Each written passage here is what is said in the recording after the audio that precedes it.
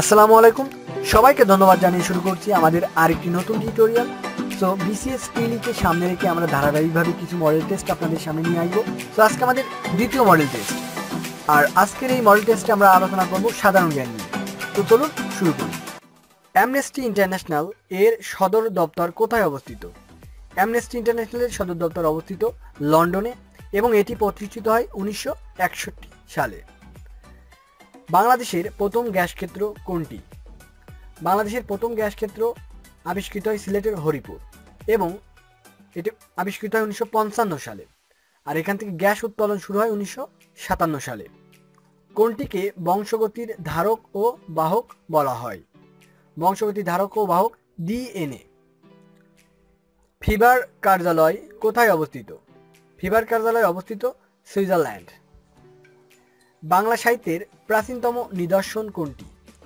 বাংলা সাহিত্যের প্রাচীনতম নিদর্শন চর্যাপদ। গ্রিনল্যান্ড কোন মহাদেশে অবস্থিত? গ্রিনল্যান্ড মূলত ডেনমার্কে অর্থাৎ ইউরোপ মহাদেশে অবস্থিত। বাংলায় চিরস্থায়ী ভূমি ব্যবস্থা কে প্রবর্তন করে? বাংলায় চিরস্থায়ী ভূমি ব্যবস্থা প্রবর্তন করে লর্ড কর্নওয়ালিস। ইন্টারপোল কি? ইন্টারপোল আন্তর্জাতিক পুলিশ সংস্থা এবং এটার সদর দপ্তর ফ্রান্সের লিওতে অবস্থিত এবং এটি প্রতিষ্ঠিত হয় 1923 সালে। কিন ব্রিজ কোন নদীর উপর অবস্থিত? কিন ব্রিজ অবস্থিত সুরমা নদীর উপর অবস্থিত। বাংলাদেশের জাতীয় সংসদ ভবনের স্থপতির নাম কি? বাংলাদেশের জাতীয় সংসদ ভবনের স্থপতি লুই আই কান।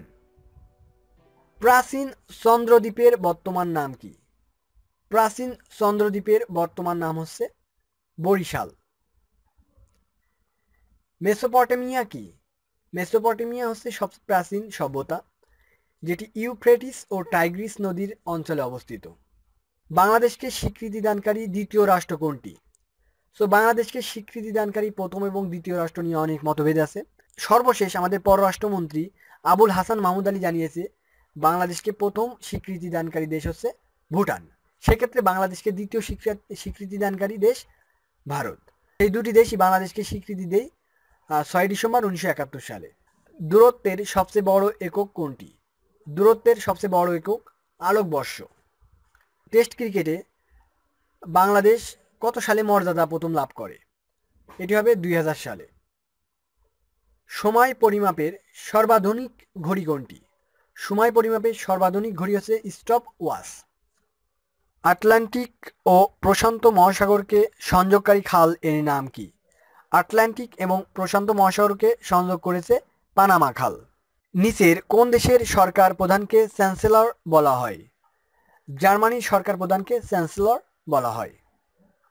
কোন সংস্থা 21শে ফেব্রুয়ারিকে আন্তর্জাতিক মাতৃভাষা দিবস হিসেবে ঘোষণা করে? সো এটা হবে ইউনেস্কো। ইউনেস্কো 17 নভেম্বর 1999 সালে 21শে ফেব্রুয়ারিকে আন্তর্জাতিক মাতৃভাষা দিবস হিসেবে ঘোষণা করে। ভিজিএফ কার্ডের পূর্ণ অভিব্যক্তি কোনটি? ভিজিএফ এর পূর্ণ রূপ হচ্ছে ভালনারেবল গ্রুপ ফিডিং। সো এই ছিল আজকে আমাদের আরেকটি নতুন টিউটোরিয়াল। সো আশা করি এই টিউটোরিয়ালটি আপনাদের অনেক ভালো লেগেছে। যদি ভালো লেগে থাকে তাহলে অবশ্যই আমাদের চ্যানেলটি সাবস্ক্রাইব করবেন, আমাদের ভিডিওটি লাইক কমেন্ট শেয়ার করবেন, আর আমাদের সাথেই থাকুন। ধন্যবাদ।